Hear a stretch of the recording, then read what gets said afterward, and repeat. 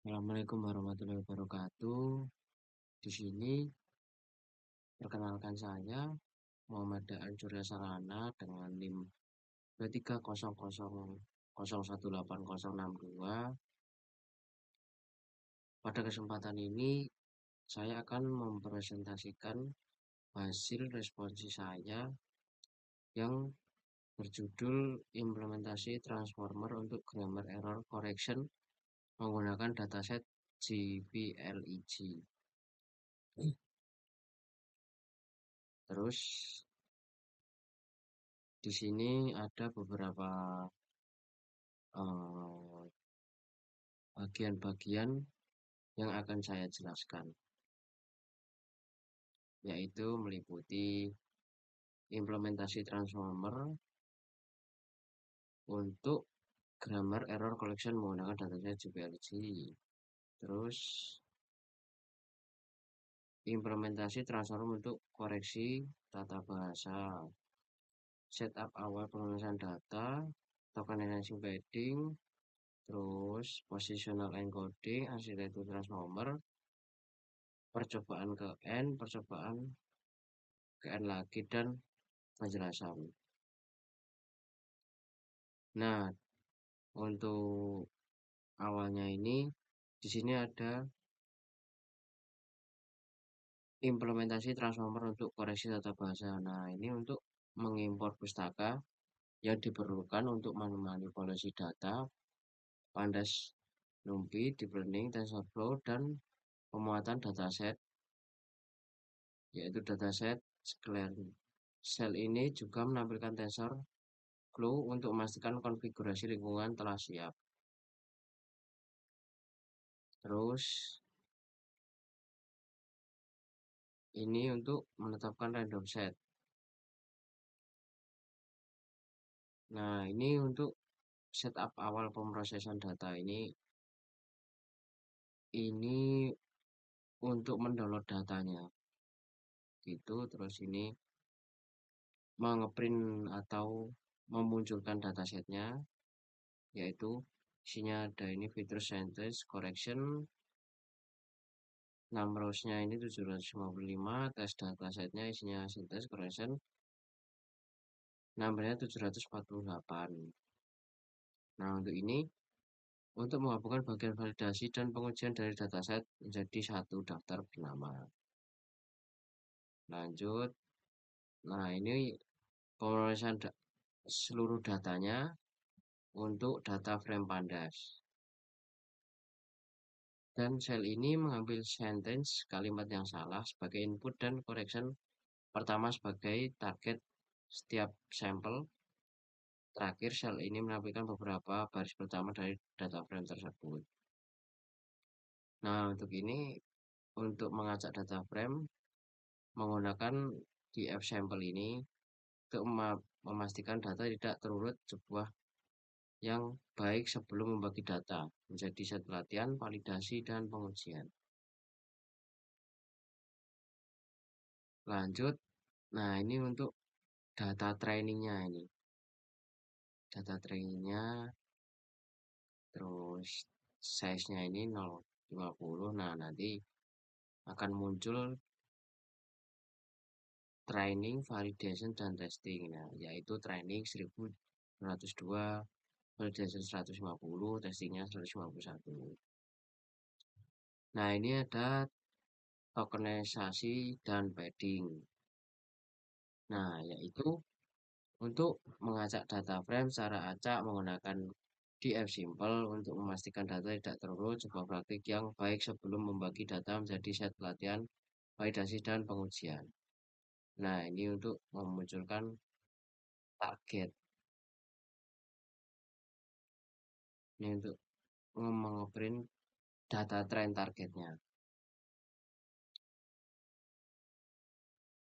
Nah, di sini ini tadi belum diisi. Nah, saya isi 12.000 ya,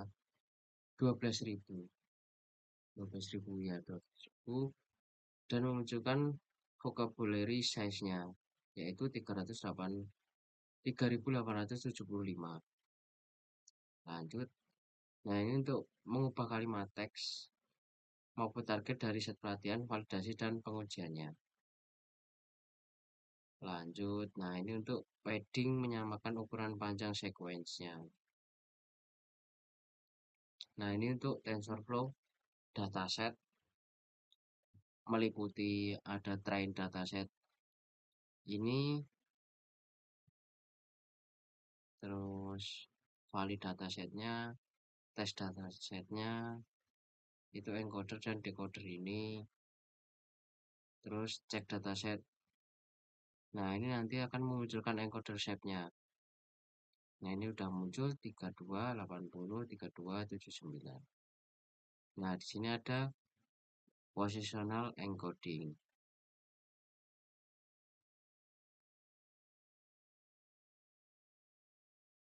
Lanjut.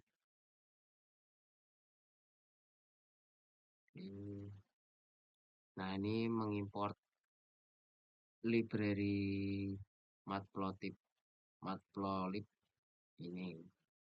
Nah, di sini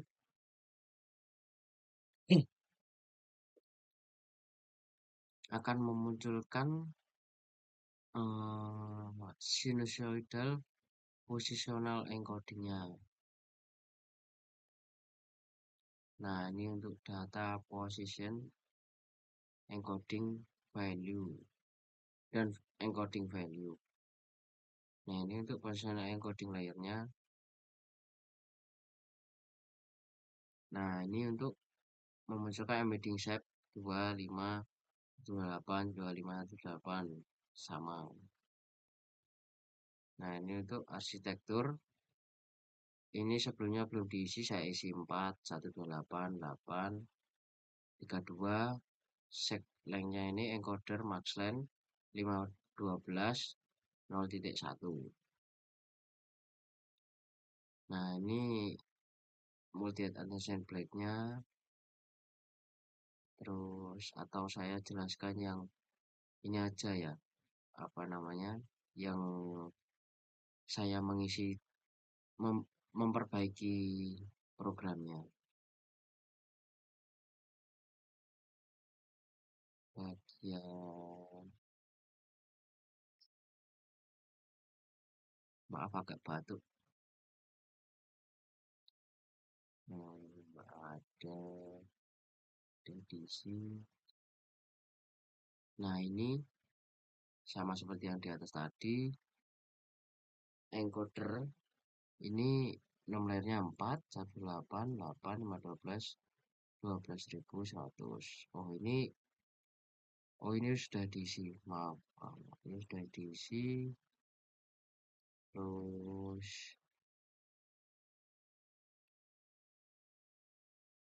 ini sudah diisi,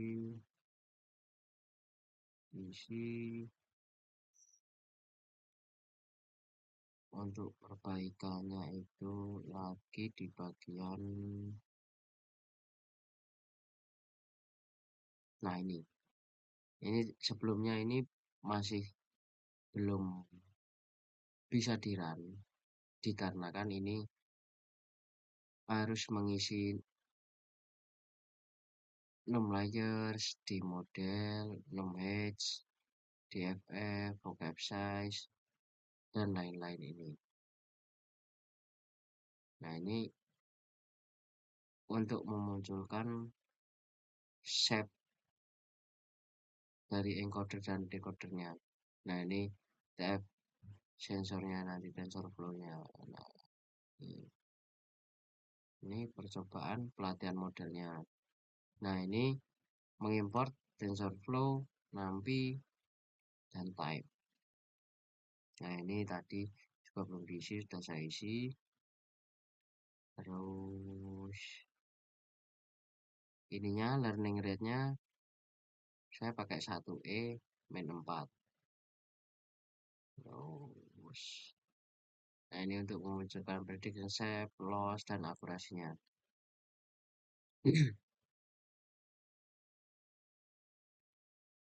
Nah, ini tadi epoxnya itu belum diperbaiki, maka saya isi memakai 10 saja. Dikarenakan Sebenarnya ini tidak lama, cuman ini sudah cukup segini. Nanti untuk penjelasan yang lebih detailnya ada di bawah. Nah, ini untuk evaluasi modelnya. Seperti ini. Hmm, Nah, ini masih sama seperti yang di atas. Nah, nanti untuk kenapa samanya itu nanti ada penjelasan yang di bawah. Ini sama Epoch 10, masih sama seperti yang di atas. Nah, ini sudah sampai penjelasan. Nah, untuk penjelasannya ini performa model pada pelatihan dan evaluasi. Nah, ini saya memakai 10 epoch untuk melihat model dalam mempelajari data.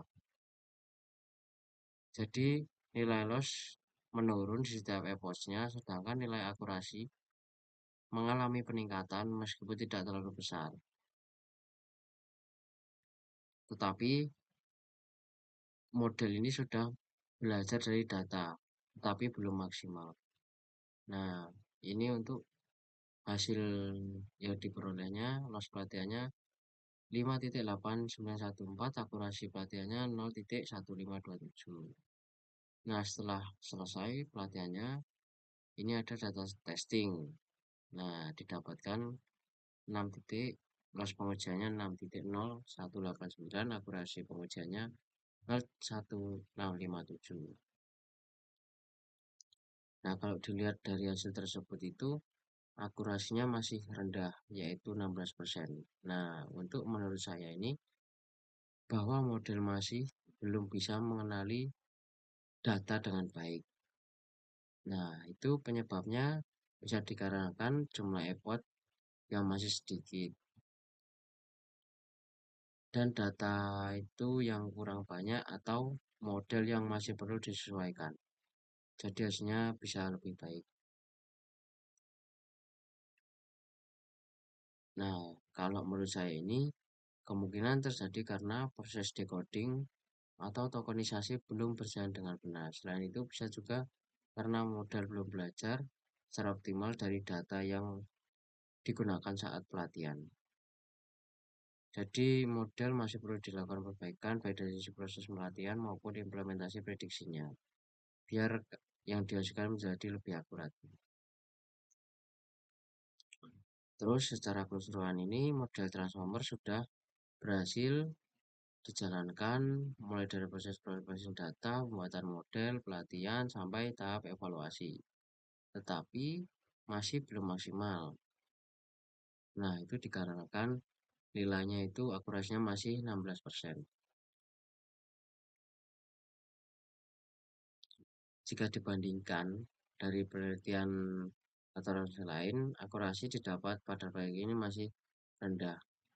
Dan menurut saya ini bisa terjadi karena beberapa faktor, yaitu epochnya tadi, terus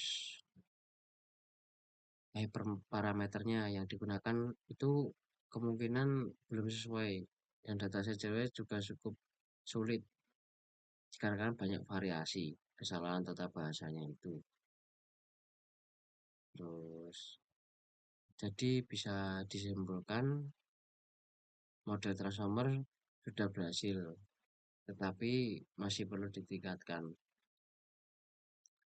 Untuk peningkatannya itu bisa menambah epochnya dan melakukan tuning hyperparameter, memperbaiki proses tokenisasi dan decoding, serta menggunakan data yang banyak agar model bisa belajar lebih baik dan prediksinya akurat lah gitu.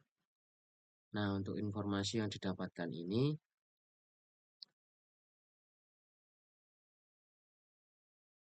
memahami proses processing data mulai dari tokenisasi, penambahan token seperti proses padding hingga pembuatan TF data dataset sebagai model transformer. Untuk fungsi positional encoding ini untuk memberikan informasi urutan kata kepada model karena transformer tidak memproses data secara berurutan. seperti RNN atau LSTM. Nah, untuk saya sendiri mengetahui struktur utamanya adalah nomor seperti encoder, decoder, multi-head attention, dan feed forward network, serta setiap bagian itu saling bekerja memproses data teksnya. Nah, untuk penggunaan masking seperti padding max, box ahead max, dan cross attention max agar data dengan benar dan tidak memperhatikan token yang tidak diperlukan. Saya juga memperhatikan menggunakan loss function, akurasi, optimizer, Adam, serta proses update model menggunakan gradient tab. Jadi dapat mempelajari datanya yang diberikan. Jadi selain itu juga mengetahui cara menyimpan, memuat kembali model menggunakan file yang kita peroleh tersebut, sehingga model dapat dilatih ulang saat ingin di-run kembali. Nah, untuk umpan baliknya itu praktikum hingga responsinya ini menurut saya ya sangat membantu lah untuk memahami cara kerjanya model ini dari tahap prosesing data, muatan model, proses pelatihan, sampai evaluasi hasil. Jadi selama praktikum saya juga menemukan beberapa kendala. Nah, untuk kendalanya itu sebenarnya cukup banyak, yaitu dengan data yang belum maksimal lah. Salah satunya adalah pada tahap inferensi karena datanya hanya menghasilkan output berupa tanda titik. Nah, ini untuk menunjukkan bahwa masih ada bagian yang perlu diperbaiki, terutama pada proses predict, tokenizer, atau proses decoding agar prediksi dapat menghasilkan kalimat yang benar. Selain itu, pengumuman model yang masih memiliki akurasi sekitar 16% dengan bahwa data masih membutuhkan atau modelnya membutuhkan proses optimasi. Nah, itu tadi balik ke jumlah eposnya ini ternyata masih kurang juga, masih belum maksimal lah. Nah, untuk pengaturan parameter seperti landing rate, jumlah head, ukuran embedding ini juga perlu dicoba karena kan beberapa variasi untuk mendapatkan hasil yang lebih baik. Dan proses pembuatan model deep learning ini tidak selalu langsung menghasilkan performa yang tinggi. Dikarenakan dibutuhkan beberapa kali percobaan, evaluasi, dan perbaikan agar model dapat bekerja dengan lebih optimal. Nah, oleh karena itu, proses debuggingnya, penyesuaian parameter, dan peningkatan kualitas data menjadi hal yang penting dalam pengembangan model. Secara keseluruhan, praktikum ini sampai responsi memberikan banyak manfaat bagi saya memahami proses implementasi transformer secara langsung. Walaupun hasilnya ini masih belum maksimal, praktikum ini jadi bekal lah untuk saya yang lebih baik untuk memahami konsep transformer dan proses pengembangannya pada kasus responsi ini, yaitu grammar error correction gauging. Nah, mungkin cukup sekian dari saya. Ada kurang lebihnya, mohon maaf. Cukup segitu dahulu. Wassalamualaikum warahmatullahi wabarakatuh.